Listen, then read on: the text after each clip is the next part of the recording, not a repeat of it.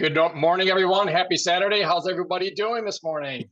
Great. Good Good morning. morning. Great. Good Good morning. All right. Boy, it sounds like everybody's got their coffee or beverage of choice underway. And unbelievable. I always say unbelievable, but golly, are things going fast. We are here at the very tail end of August, and we're excited to get going on our roughly hour-long walk and talk here. We've got an exciting docket, as always. We're excited to have Bruce and Eileen back on the show here, and we're going to hear from them, kind of some lessons from the road.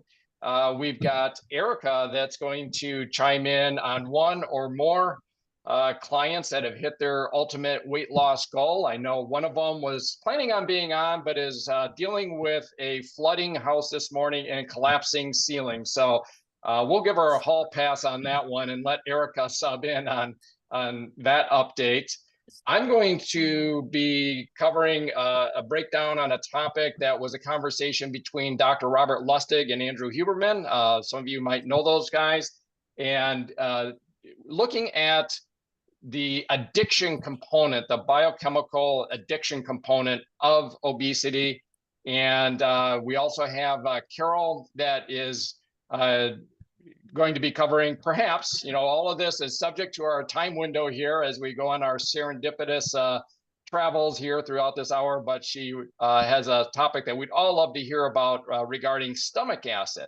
And so that's a big issue, I know, for a lot of folks, and would love to have time for that topic as well. So with that, Bruce and Eileen, who are currently walking and therefore off the road for the moment, but turn it over to you guys, Bruce and Eileen. Good morning. How are you?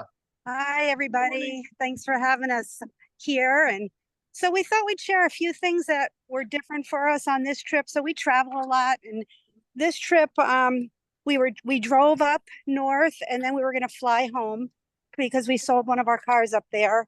And we stopped at Myrtle Beach. All's good. We're by ourselves. We're walking the beach every morning, in control of everything. And then we go to my daughter's house, and we're going to be there and watch our 1-year-old, literally 1-year-old, and 5-year-old for a week. And oh my goodness, how much work. I was so exhausted because you're worried about the 1-year-old staying alive and not getting hurt. And so we did that.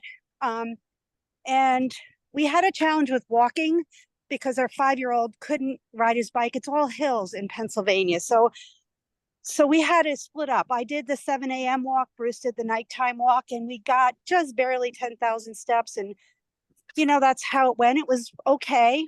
We didn't really have any food issues. And then the next week was with our other set of grandkids, older, pretty good. Everything's good. We did a ton of walking. I couldn't believe I could do Bushkill Falls, which is 1,000,000 stairs, and that's because of the HealthPointe program. I could do it, no issues. Third week, we're in Vermont, which is where Bruce grew up, and I lived for 32 years, and I kind of fell apart. People cooking for us. I knew I was going to have a scone. My girlfriend makes scones that are the best ever, so I planned on that, but I didn't plan on 3 scones in one day. Yeah. And then, so I did that. I'm like, well, trying not to feel like a failure. And then there were homemade chocolate chip cookies that she made and tried to get put away before I got back. And I knew they were in the freezer. And when they were gone, guess what? Yeah, I didn't have one. I kept having another one and having another one. And yeah, so I totally lost it on sugar because we haven't been eating sugar. And, this program, I was able to get off of omeprazole. Guess what I got? Heartburn. And I was like, man, this stinks. Eating all this sugar is a trigger, and I have heartburn. And we just got back on track. And that's that. I was just surprised that I went so crazy. Yeah, that's my story. We got back on track. Walking was a little bit of an issue because it's hills everywhere, and I have a problem with one knee. But we made 10,000 steps all but one day, which I was so disappointed because I'm trying to do like Kathy and keep a streak. And I had to take one day off because my knee hurt so bad. But anyway, we're back on track. I was at 2 pounds from goal, which I don't even know what my goal is. I'm happy here, but now I'm up 3 more pounds. No biggie. We're going away on Saturday for 3 weeks. Yeah, we'll work it. It's a cruise. That's pretty easy because there's good food. But we are going to British Columbia and we're doing a high tea with friends. And Carol said, just do it and then get back on track. So that's what we're doing. And that's our Wow. story. We've been on a year. And we're both pretty happy. And it just shows, I don't know what it shows. You got to be really careful with sugar. Well, I'll tell you one thing that it shows, and we didn't plan this at all. It's again so amazing how these things come together. But I'm going to be covering on the topic of addiction. And so, you use the term, sugar, it's kind of sugar as an addiction. So maybe some things that I'll cover via Robert Lustig, Dr. Robert Lustig, will be kind of informative on that front. But yeah, we all live it. And I just appreciate you sharing that. First of all, I mean, what an amazing travels, and such value in being with the family, handling multiple new things in your schedule, in your life. And that alone, I don't know how everybody else feels about it, but anytime you have kind of a disruption in your routine, a disruption in your schedule, that just kind of opens up things. And so I think you guys, of course, did fantastic. Appreciate you kind of being transparent, and couldn't get any better advice, of course. And from your coach, Carol, on just, go do it. And we have the tools, the resources, the methodology to kind of get right back on track. And that's what you guys are doing. Not that you're off track very much at all. I mean, 100 pounds down, 110 pounds down total between the two of you, I think, or something like that. Yeah, we love the program. It's awesome. And it does give you the tools to get back on track. And sugar, for me, is an addiction. I can have a little sip of alcohol, I don't care. But sugar, horrible for me. So anyway, I have to be very careful with it, and so glad to be back on track. Well, I have Awesome. to say also kudos to you guys, because they were accountable every solid day. There wasn't one day that I had to remind them of anything. Every day, both of them independently sent me their journal, sent me their food log, where they were, up, down, ounces. And through all of that, they still maintained within, I would say probably a couple of pounds. I think one of them even hit an all-time low somewhere in there. And I have to really say also, it's fine when you're in control. Like you said, Eileen, you're in control in the cruise situation because there's lots of foods to choose from. And you're basically not turning something down that your dear relative made for you in love, like a chocolate chip cookie or a scone. You're just turning down stuff that a chef back in the galley made, and you just choose not to have it. So it's a different dynamic altogether. And so sometimes we do find ourselves in those situations. And I think when we do get backed up against the wall, you always hear, don't be weird. And I think you were not weird. You maybe could have been a little, maybe one cookie instead of 3, but I know, because chocolate chip cookies is my draw also. But the thing is that if you're going to have a scone, put it in your carb count, and you have to take it out somewhere else during the day to get that bottom line. So sometimes when we say eat this, not that, if we ate that, then we have to eat a little more of this to counteract it. But you did a marvelous job. And I tell you, I think they're a perfect example of how absolutely vital accountability is, because they've always been extremely good on accountability. And in that accountability, they know that they have to, quote unquote, own up every morning for the day before. And so it's just a reminder. And I believe that that's why they went through this whole scenario of travel and did so well. Even though, there was a few times in there, a few hiccups. Bottom line is they did really well, and they're probably within maybe maximum a couple pounds of when they left, and which is getting close to the bottom of their weight that they've been. So I think they did a marvelous job. Congratulations, guys. Thank you so much. And I'm 2 pounds higher, which is not much. I can lose that. We do 3 protein days starting Monday. Perfect. But Starting a new cycle. Hey, Eileen and Yeah. Bruce, don't feel bad. That happens to many of us, and that's why it's good to have a coach. And because we all get off track sometimes a little bit, and the good thing is that we know we can get right back on track, and that's kind of a good thing. I remember my coach David Dassall. There were a couple of times when I was being accountable to him. There was things that I ate, and sometimes things that clients that I've had that have eaten, and that honesty about just David used to always say, if it goes past your lips, then write it down on your journal. And there were some things that went past my lips that I did not want to write down in my journal or tell David, but that honesty helped. And when you look at your journals a little bit later, sometimes you see your patterns where you got off track, but you can also see your patterns where you get back on track and you see the results that you get. And this group right now, you get the support from this group, and it's always helpful. So, I just wanted to say that because a lot of times we think we're on that journey alone, but that's why we're doing this. We're on that journey together. And then our coaches, and if some of you become a coach, be sensitive to your clients that you're helping and realize that they're going through that struggle.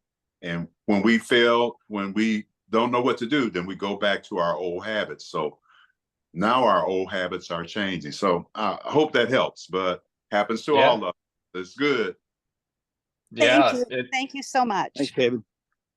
Yeah, it sure does. And, it's that whole, let's not turn molehills into mountains, or let molehills become mountains. Many of us have heard that phrase before on little different topics, but I think, the key is, when you're 2-3 pounds, even maybe 5 pounds, and you kind of catch it, you're back, you're correcting course. How many people without this type of program, without this type of system, without this type of, coaching relationship and the all important accountability, how many people maybe find themselves suddenly up 10 pounds, right? Or they haven't stepped on the scale. They're not accountable to themselves. They're not accountable to any kind of a check-in process. Now that molehill is getting to be a little bit more of a mountain, right?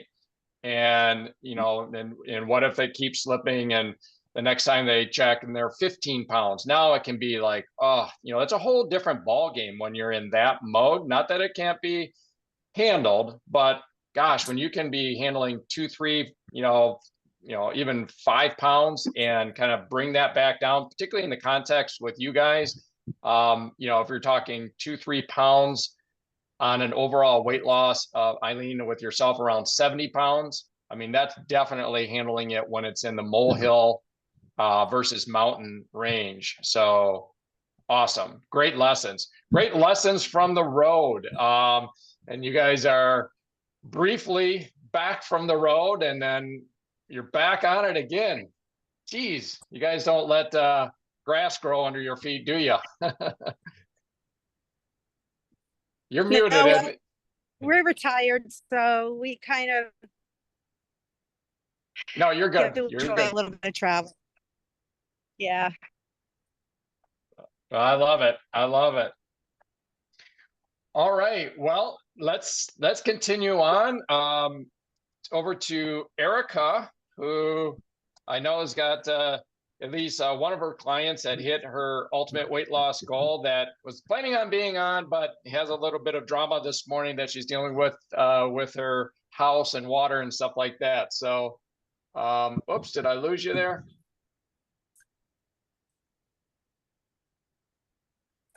I think Erica might just be coming back in. Oops, sorry about that. I went to go bring up my coaching Excel doc and accidentally left the meeting. Yeah, Morning, no worries. everybody. Good morning. And you are off camera now, by the way, in the Oh. event that Let's see. Can you I see believe me now? you are.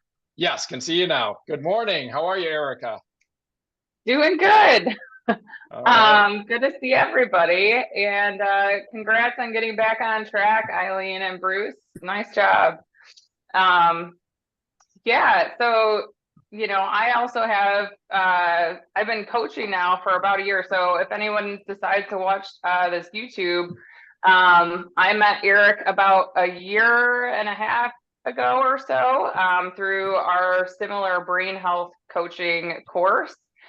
Through Dr. Daniel Amen Clinics. And I kind of asked him, with his certification, what is he doing and how is he applying it and using it? And he told me he was a HealthPointe coach. And so I got curious about HealthPointe.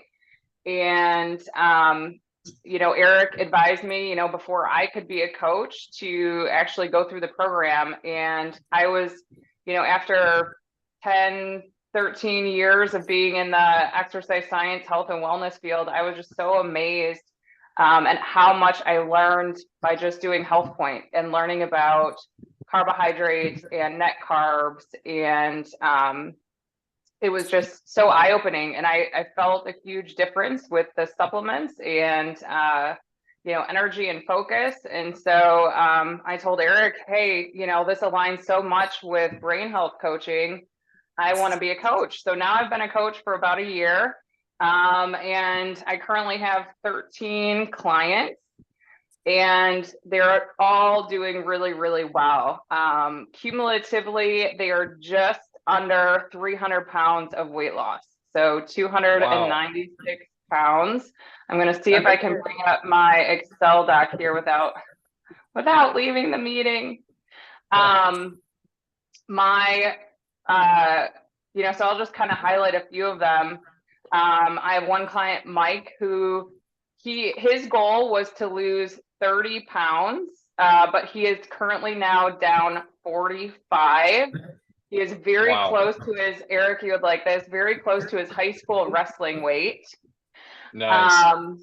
And he said he's tried to do several different programs in the past. He never thought he'd be able to take the weight off and keep it off. And so he's been in maintenance now for at least 6 to 8 weeks. And he's lost more than he expected. And so now we're kind of pivoting and we're going to work on strength training.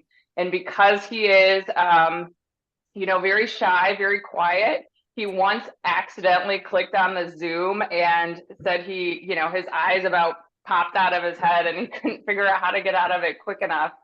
And so anyways, he's going to get a gym and make it in his basement instead of, he doesn't want to have to go out anywhere, but Mike is doing phenomenal.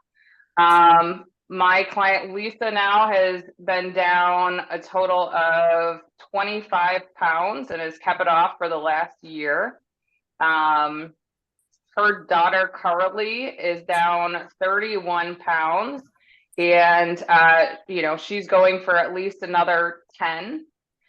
My client Stephanie is down 38 pounds and she has gotten off a slew of medications from blood pressure to heartburn, no more Prilosec.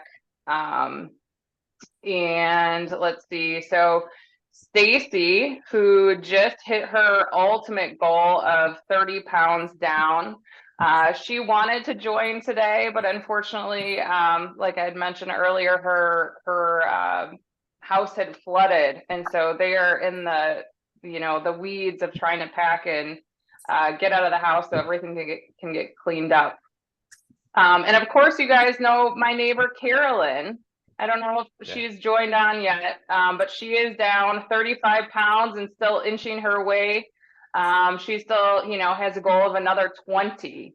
So her goal is 50 pounds, but she's down 35 and just doing fantastic. So yeah, and I have let's see, I think Megan, who is also Lisa's daughter, is down 21 pounds and she wants to go for another 5.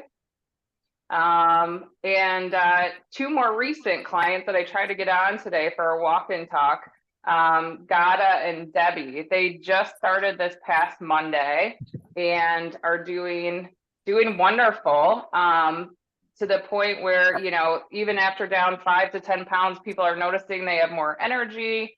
And, you know, I already have like 4 or 5 people that want to be contacting me just based on seeing the results of, you know, Stacy and Debbie and Gada. And so it's really exciting how, you know, it spreads, you know, like we say, pay it forward, pay, you know, pay the health forward. So. Yeah, absolutely. You know, I was reflecting on one of the people that I know in here. There's more than one that I know or that you've set up 3-way communications with, but the one with the flooding house this morning, Stacy, never met her in person, but you know, we've had a handful of group WhatsApp communications. And as I was reflecting on that this morning, I want to say that she got started, you know, we're coming up on Labor Day, right? And I want to say that she got started around Memorial Day because I distinctly remember her going with friends to a lake house get together, and she was quite nervous, right? Because she was, you know, nervous about starting the program in the first place, like most people are. There's a little bit of anxiety, a little bit of self-doubt, and now she's being thrown into this social setting with, you know, family and friends on a lake, and it's Memorial Day.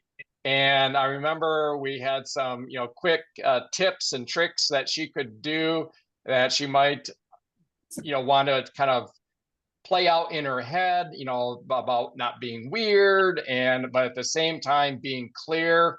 And as we say, I think she was the one that said it. She said, you know, on this, she was like we were saying like, don't be, you know, make it clear to people around you, you know, in this Memorial Day setting on the lake, that you're on a program, you're doing something, you know, don't make them guess. And she came back with something like, I love that, you know, I own it. I want to own it, you know, be loud and proud or something like that. And then just some fond memories. And it just also points out that wasn't that long ago. You're talking holiday to holiday, you know, beginning of the summer, kind of to the end of the summer. Is my memory kind of serving me right on Stacy? Yeah, absolutely. Yeah, she comes from, you know, a group of friends. They're kind of big partiers. They like to have, you know, all their cocktails and beers and be out on the boat with, you know, lots of chips and queso and hot dogs and burgers. And yeah, she said she was surprised at how unsupportive some of them were, and how some of her friends were saying, oh, we're losing our friend, and you're not going to party with us, you're not going to be fun. And she said she was just really shocked at their response, and she didn't care. She just went out there with, you know, her LaCroix. I know I've heard Carol talk a few times about making, you know, a little mocktail with a LaCroix and a little lime and maybe some of the twist and go tubes. And that's what she did. She just owned it. And all throughout the summer, every week she was traveling, because she's got 4 kids. And one of her sons is in, you know, a baseball travel league.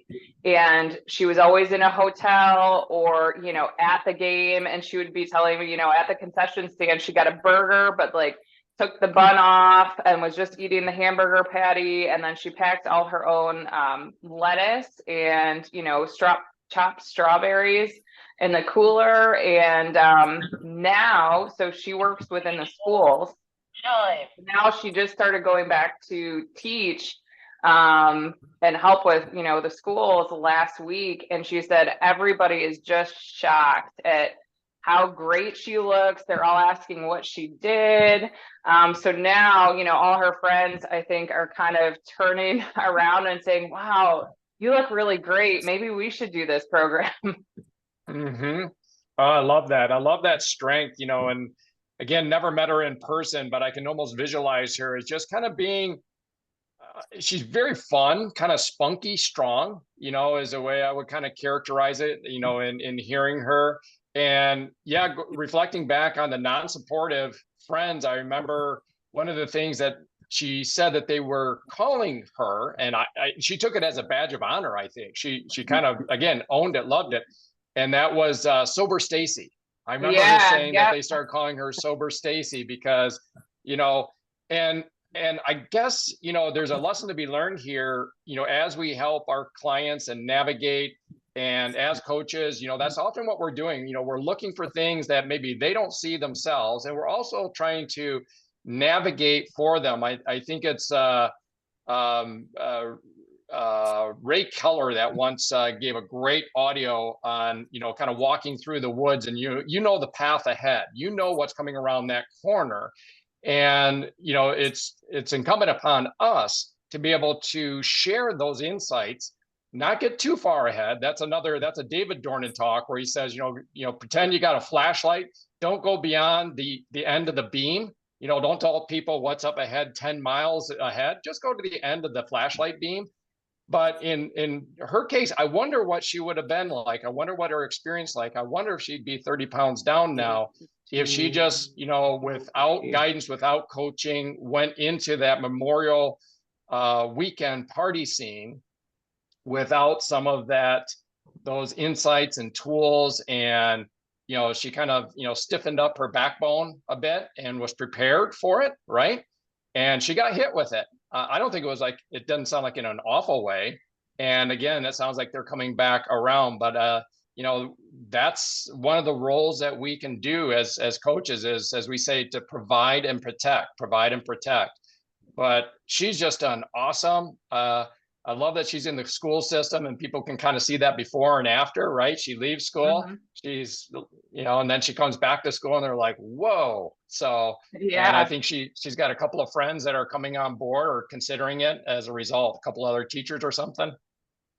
Yeah, I haven't chatted with them yet. She said she, you know, gave out my HealthPointe business card. And so just waiting for them to come around. That's awesome. You know, as I was listening to this is such an inspiring whole string, Erica, of all the successes that your people have had under your coaching.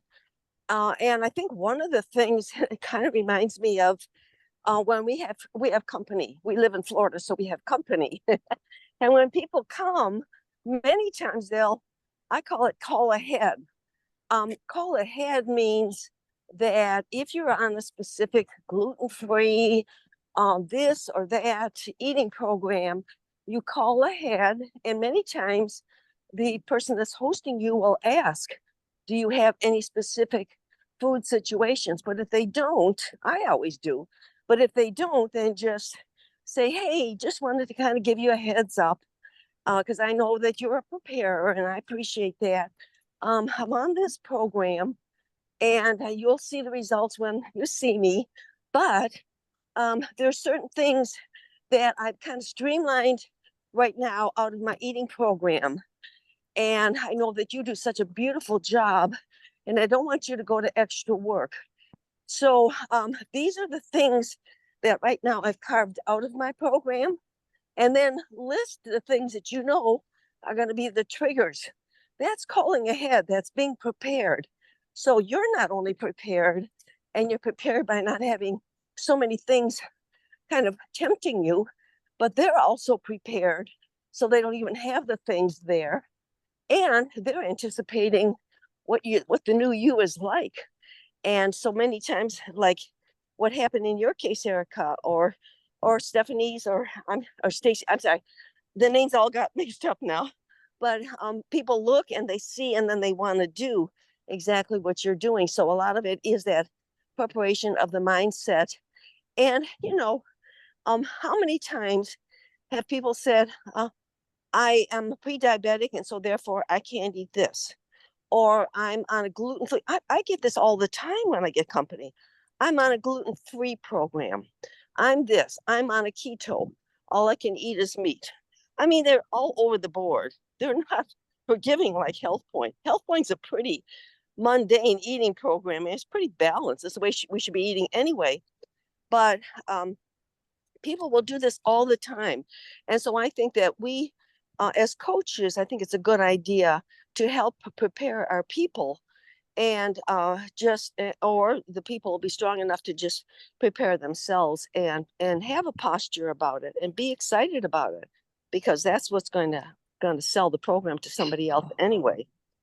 So you guys, fabulous job, fabulous.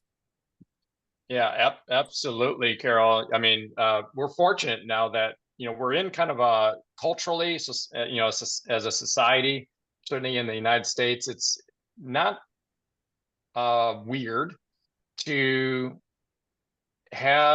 call ahead, as you say, to say, in fact, Emily and I were recently, and maybe I'll talk a bit more of this, especially with David Dassow in terms of Hocking Hills and Glen Laurel, but we had reservations there and we received an email. Do you have any dietary preferences? And so that's quite common. And whether you're staying with friends, you're going to check into a place. And so, well, Erica, this, I kind of lost count on the list here, but thanks for going through that. And, it seems trite or cliche, maybe even within our environment of HealthPointe coaches and our Network 21 system of edification. But, when I say, wow, you're very fortunate, you've got Erica as a coach. I mean, I think all of us in this listening audience here this morning can see, the facts behind that. They are truly, truly fortunate to have you as a coach. I mean, if you have the ability, the good fortune to help one person transform their health. David Dassow, I know you've given the story of the starfish, right? Walking along the beach and throwing the starfish back into the ocean, and the supposedly, more educated adult comes along to the kid and says, why are you doing that? You're never going to, make a difference. And the kid, picks up the starfish and throws that one into the ocean and says it made a difference for that one, right? Such a powerful lesson that David Dassow has mentioned to us. And, so in this program, we have the good fortune of being able to help people make this difference in their own health. And what could be more important, right, is to help somebody get back on to a healthy state, and to be able to do it to multiple people or help multiple people.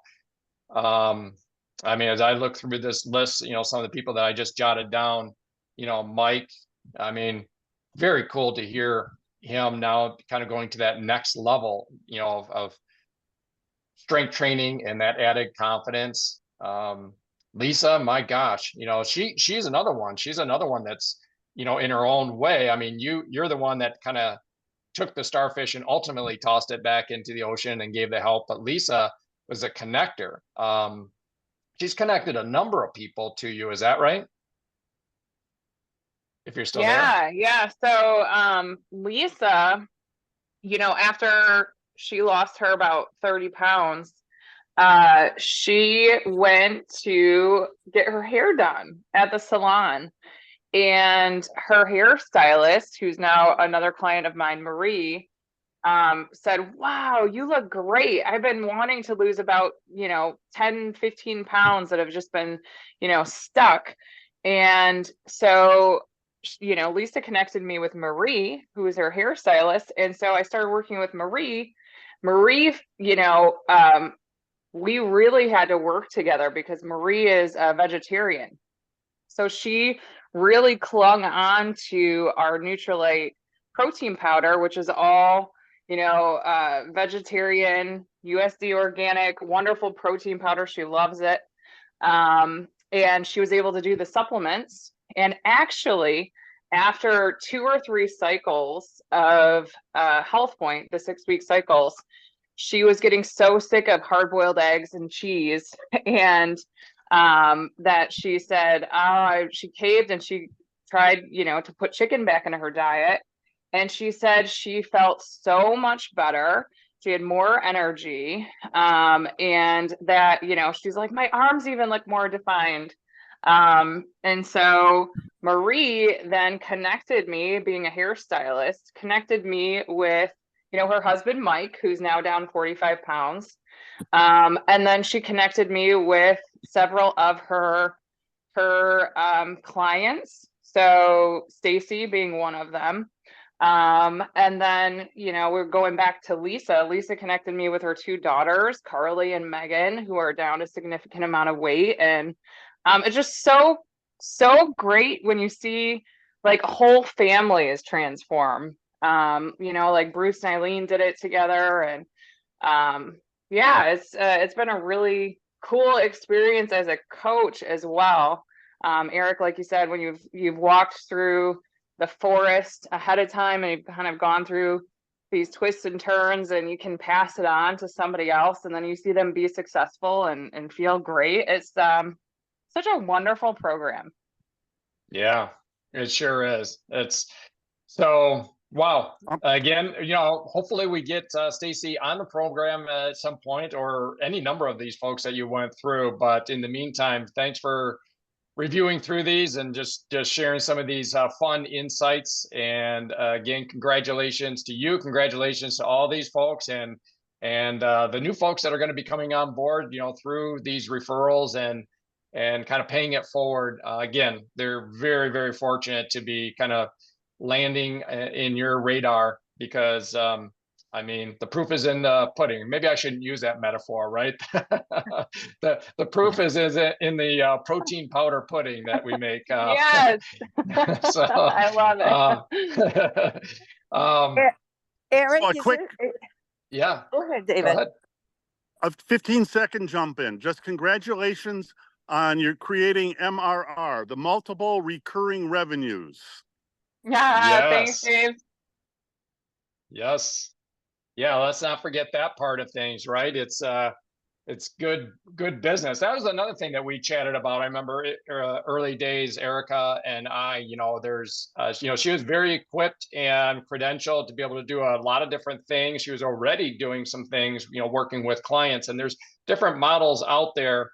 But I see routinely in what I do, a lot of people that want to help people, call it coaching, call it what you want, that are in a pay me by the hour model or pay me by the 3-month package model. And I just see them getting tapped out, routinely with a limited amount of people that they can help. And that's unfortunate. Whereas our program is more of a product basis, often a subscription to those products. And it's just reoccurring, can be, reoccurring, very consistent volume, month after month, year after year, because people just love the products, the nutrition products. So good point, David. Very good point. Carol, you were mentioning something? Yeah, when I was listening to Erica and also Bruce and Eileen and all these different people that are being touched, 2 words come to my mind: health span and lifespan. And I'm starting to read a very thick book by Peter Attia, and it's called Outlive, and it's all about longevity. And he talks about there's lifespan, and lifespan can be extended, and it can be extended through medications and what have you. But health span is a whole different thing, and that is longevity with a healthy lifestyle. And I think that's what we present to people, is not just lifespan, because who wants to be old with dementia in a wheelchair? We want to have healthy, vibrant, productive health span for many, many years, and we want to add on to that. And I think if we paint that picture with a person in the very beginning, I think that helps them to realize why they're doing this and the importance of sticking with it. And I think the other thing is a book I'd like to recommend to everybody to read or reread, and that's Personality Plus. Because when you're bringing a person in, perhaps like Erica and Eric, they have a lot of credentials behind them. For some of us, I got 0 credentials behind me. HC, HealthPointe coach, that's about it.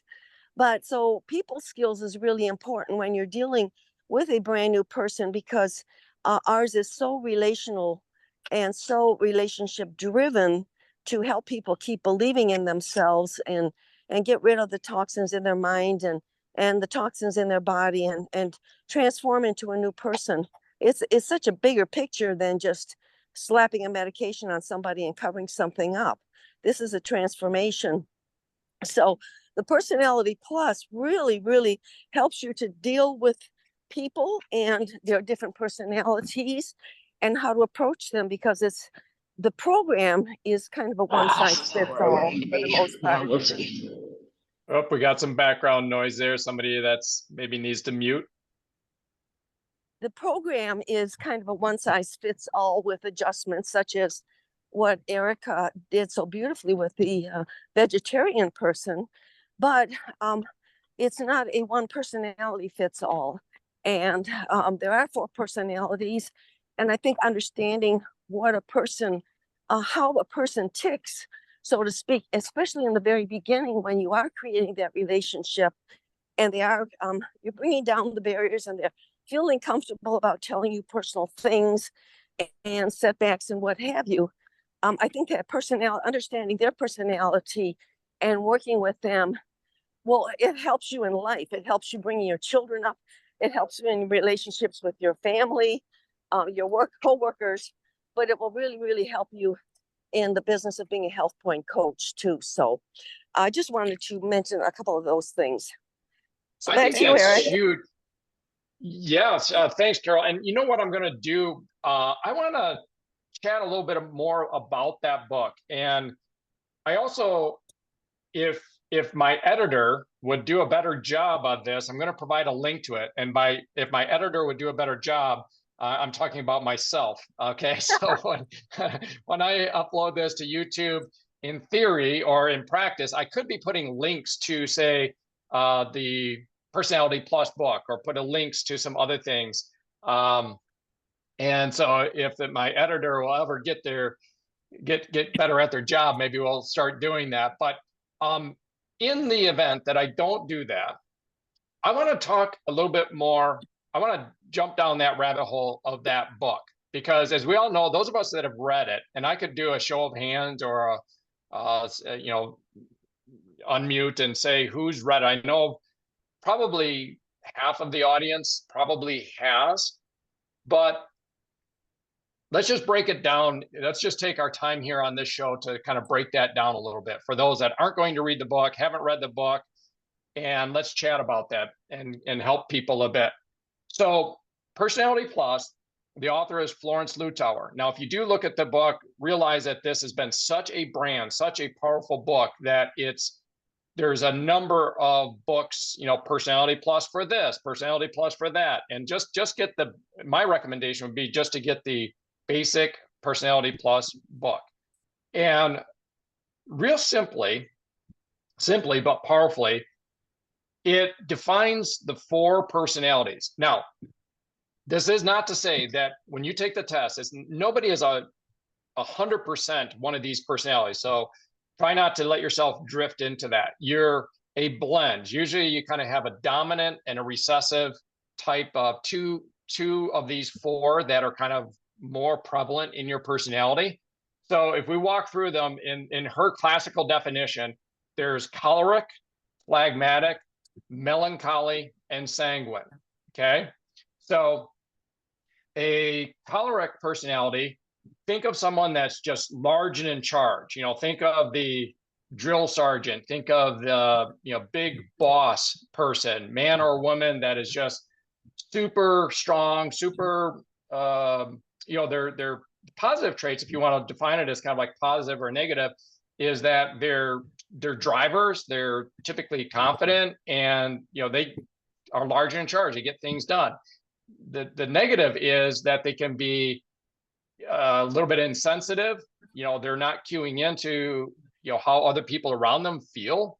And so they're just about getting the job done. And sometimes they can be offensive. Okay. Those of us that listen to the Network 21 audios, a lot of these people would be self-defined. I'm not calling them out on this, but those of us that have heard audios by Peter Cox, right? I think he would be kind of like the classic choleric personality. Just kind of continue along, and the sanguine, maybe the other end of that spectrum in certain regards. The sanguine is like the life of the party. The sanguine loves fun, loves social connections, and they're the person that and some of these people, it's interesting. You can often, Emily and I will catch ourselves, just not even yet talking to people. Sometimes you can just see how their dress, their attire, their surroundings, what their personality strength is. And sanguines kind of typically jump out on this. If it's a sanguine woman, you might see bright colors, maybe lots of bling. They're just very strong, happy emotions. And again, kind of fun people to be around.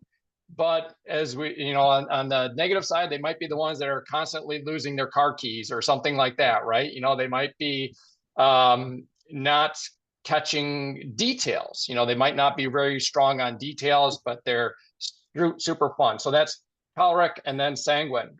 Then on the melancholy, think of like an engineer or an accountant. They love spreadsheets, really logical, really left brain type of a person, sciencey, engineering, and they're the ones that you want designing airplanes, right? The joke is you don't necessarily want a sanguine designing airplanes, but you want the engineer. You want the melancholy, the person that's going to be stubborn about the facts, stubborn about the details. And so they're very, very good on that. But again, self-described. Jim Dornan comes out as a high trait on the melancholy, and in fact, he was an aerospace engineer. But as he often joked, is that Nancy would say that he had to rent a personality because he was so dry, and he would bore people to tears with some of the facts and figures. When he would go through a business presentation or something like that. But brilliant science, accountants, and so forth. And then phlegmatic would be the fourth one. Now, phlegmatic is a peaceful, think of someone that is just super peaceful. They're very enjoyable to be around. They're going to be highly, empathetic. They're usually self-described empaths in that they are very clued into the feelings of people around them. And they don't like conflict. These are the people where if we kind of characterize maybe an Italian family getting together, plays out in the movies this way anyways, where, the Italians, you don't know if they're loving each other or hating each other as they have dinner, because they're screaming and yelling and arguing and everything, but that's just their style. Big fat Greek wedding. Yeah, big fat Greek wedding. Exactly. Yeah, that's a great example of it. You're like, if you're a phlegmatic and you don't know that family and you come in on a family, for those of you that have seen the movie Big Fat Greek Wedding, you go, oh my gosh, are these people, why do they hate each other so much? What a dysfunctional family. And they're like, no, this is normal. This is how we roll. They just yell at each other and then they hug and kiss and everything's good.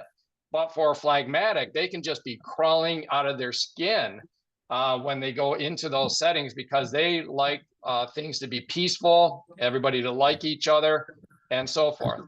So to Carol's point, as you're, moving through life, and, think of, if you're in a relationship, if you're married, think about a spouse and what their personality is. And by the way, that's a reason alone to get the book, is you can take the test. And how many people, Carol, have you heard that just said, oh my gosh, here I thought, I had to kill him because, he was behaving this way. Now I realize that he's just wired that way.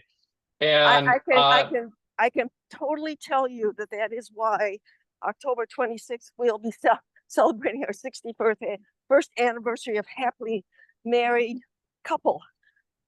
Hank being the very melancholy, detailed engineer, and me being the sanguine, complete opposites of the spectrum. But we come together in the middle because we're driven with goals, choleric, and like you said, Eric, you're not just 100% anything.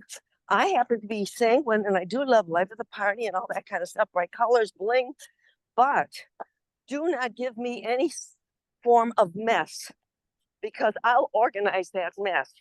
I can't stand living under disarray. And so as a result, my piles are very organized piles. So I call it organized mess in a sanguine world. And so you learn so much about yourself, and then you can be solution oriented in helping your people. And Hank and I know I'll greet him in the morning, and I am already in full circuit. I have got the world under control. Everything is happening, and poor Hank is still trying to open his eyes. And I think David Dassow mentioned the same thing with Chris. And Yeah. so we understand. So I don't go near Hank for a while because I'm too much for him. So that's the power of that book. It really is. Yeah. So, this brief summary, because it's come up a number of times about this book. And so I wanted to take an opportunity and just, give those that are listening that haven't read the book or taken the action step of doing that further understanding of what's inside the pages of that book. Cannot recommend it more. I don't know how many years ago it was that I read that, but literally, I mean, I don't think about it that I'm using the book, but I literally use that book every day. Yeah. The contents of that book every day. It's just second nature. Would you agree, or anybody else that has read the book that has experienced that? I know Emily, who's on here, can attest to that as well, that we just, not that we want to pigeonhole people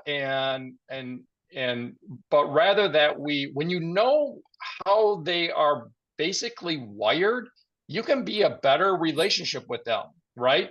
Imagine, think of it in the context of, let me frame it this way. All of us, absent of this type of insight, we tend to see the world as we are, right?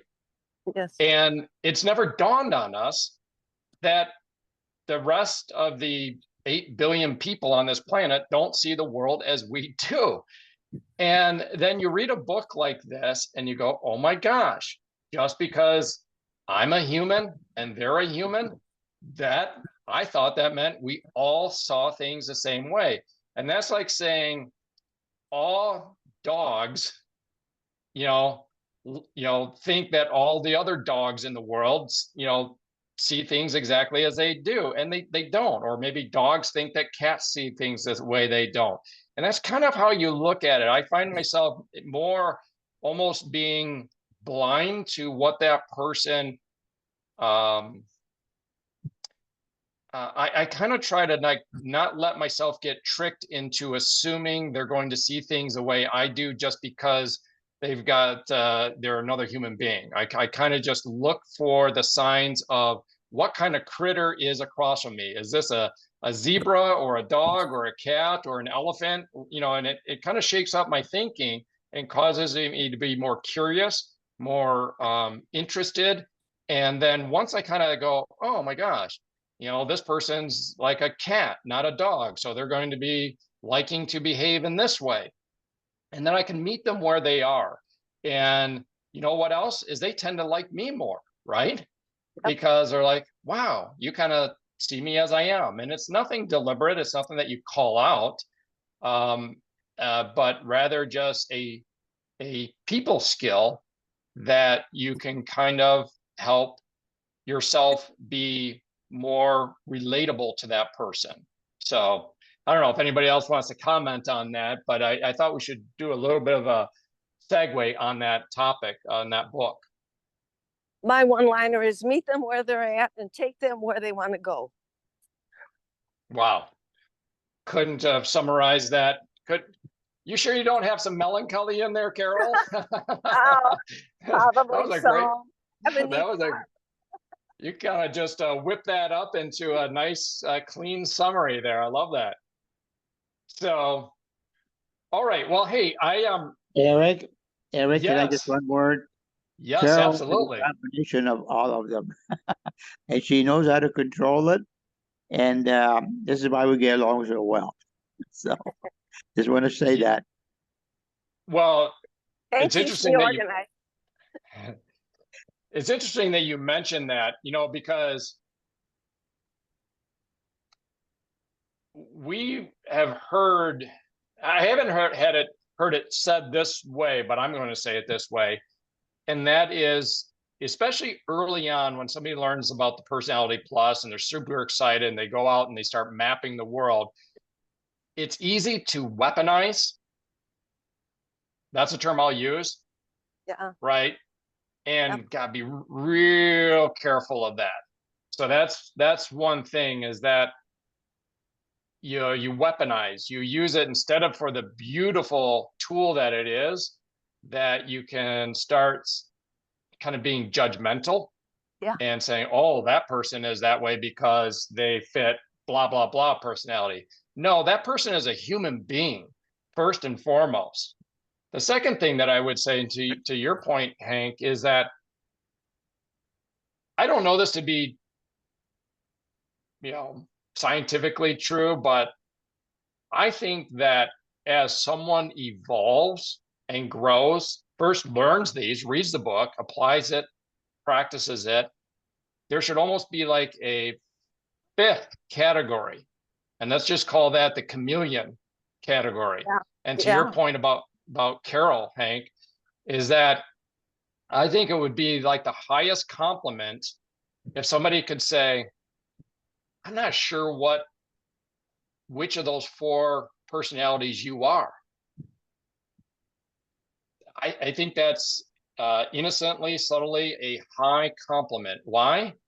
Because if they can't kind of tell what you are, doesn't that mean that you're kind of a perfect, not perfect, but I mean, you're a balance. You're meeting the people around you. If they see you interacting in a crowd and they're like, I thought you were choleric, but you're not like bombastic in there. Or I thought you were all sanguine, but you're not just dominating things with fun and parties. Or I thought you were melancholy, but you're not boring them, with too much facts and figures. Or I thought you were phlegmatic, but you actually kind of just ruffled it up a little bit and kind of stirred the pot a little bit. What are you? You're a chameleon, or you're a blend. So, Yeah, yeah, that's right on, Eric. You don't mind button in for a moment. Um, I think that's the beauty of our business, dealing with people. I mean, when Carol and I first started out, Carol wouldn't even say hi to anybody. And even though you say she's, a certain personality, but she grew out of that. And same with me. I was, did my straight thing. This is what I want to do, blah, blah, blah.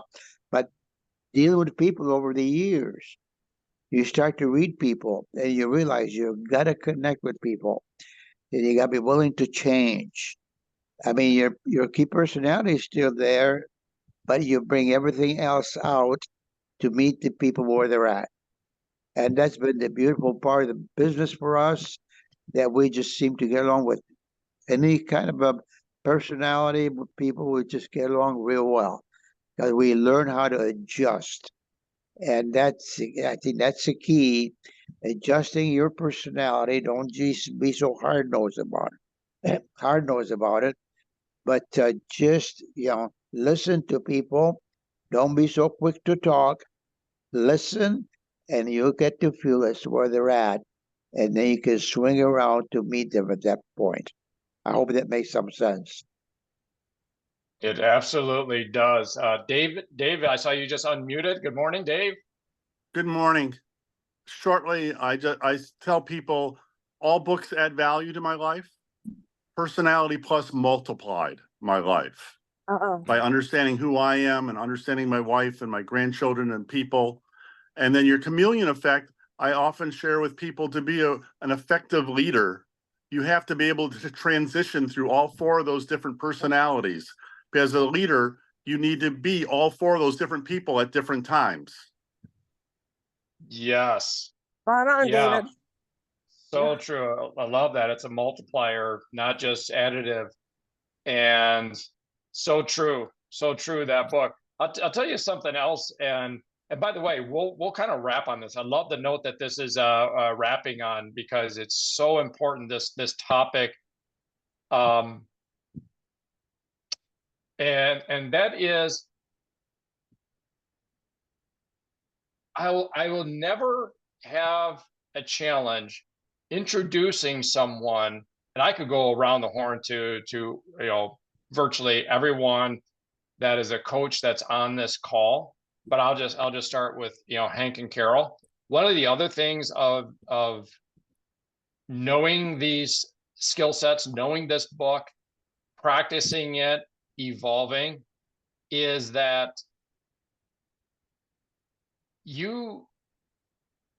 I would never hesitate to introduce anyone to Hank and Carol, because I know that it doesn't matter what that person's not only personality plus quadrant they are in, but also any other mannerisms and stuff like that. I'm putting them into an environment that is predictably, I want to say, on the one hand, safe, and on the other, maybe the other end of the spectrum, powerful. So if their dominant is sanguine, I can land them in front of Hank and Carol and know that they're going to be able to be on full sanguine, and they're going to be, first of all, Hank and Carol are going to know it. They're going to know it immediately. Okay. Or if that person is choleric or whatever, I know that Hank and Carol are going to be able to read it, understand it, and add value to that person by meeting them where they're at. Like Carol's saying, meet them where they're at and take them where they want to go with. Think about if Hank and Carol were not skilled in that, if they hadn't read Personality Plus, if they hadn't lived it, practiced it, deployed it, and they themselves are just entrenched in one of those personalities. Let's say that they're both sanguine, for example, and I've got this choleric couple that I'm going to introduce and say, hey, they're interested in HealthPointe, they're interested in business, or blah, blah, blah. And I'm introducing them to Hank and Carol, who are both sanguine, right? They're life of the party, fun, things flying all over the place, lots of bright colors and everything else. And I've got this hard charging, just, take names type of couple, and I introduce them to Hank and Carol. That is going to implode, right? It's going to be a very conflicted, exchange. It's just going to be like oil and water, because those are two real polar opposite ends of the spectrum. But instead, with Hank and Carol being in that chameleon, that skill, that high level people skills, and I land this couple that are both cholerics into them, it's safe harbors. They're going to read it, they're going to understand it, they're going to work with it, and that choleric couple is going to have a beautiful experience with that. So I think that's another reason for reading this book, understanding it, is that you then become someone that it's safe and effective for others to introduce people to you, right? So I wanted to comment on that. Any other thoughts as we wrap up here? Okay. I obviously, the subject, actually, the reason I'm actually glad that we're going to kick my subject down is because I want to do a little bit more digging on this. And so I will plan on this, and next time we're together, which by the way, I'll hit on that. It's not going to be next week. But again, the subject that I'm going to be talking on is, and again, a lot of the role that I'm doing, it seems consistently, is I'm curating these things, where so many times, some of this content is 2-3 hours long, which I love listening to, but I know that, it's overwhelming to take that topic and then, unleash it on our walk and talk Zooms, especially in just a small segment. But there's this whole topic of obesity and just poor health being literally a situation where you have neural pathways that are hijacked in an addictive manner. And let me just be a spoiler alert and kind of tee it up for next time. The good news is that HealthPointe, even though we don't necessarily identify it always, I will tell you there is a key point in our 6-week cycle that absolutely addresses this, the way Dr. Lustig and Andrew Huberman talk about how you have to gain control of this addiction, specifically the addiction in the neural pathways due to fructose, leptin, glucose, and other factors that are extremely, extremely powerful that drives your decision-making behavior. And we do address it in HealthPointe, and we're going to talk about that on a future episode. We're not going to talk about it today, but just a quick programming note, we won't be doing next Saturday because a number of us are actually going to be gathering at a conference together. Some will be gathering virtually through the virtual platform, but others of us will be enjoying each other's in-person connection and real time together in the northern burbs of downtown Atlanta. We're going to learn a ton and have fun together. So we won't be doing a segment next Saturday. It's just too busy with our Saturday mornings there at the conference. Really looking forward to that. So I guess we'll kick this to not next week, same time, same place, but the week after. And we'll see everyone then, Saturday morning, 8 a.m. on Zoom. And I'll get this one up to YouTube, guys. Thanks so much, and bye-bye. Thanks, All right. Eric. Bye, everybody. Have a great weekend. Bye, everybody. Have a great week. See you in Atlanta, many of you. Bye, everybody. Great Bye. See week. ya. Take care.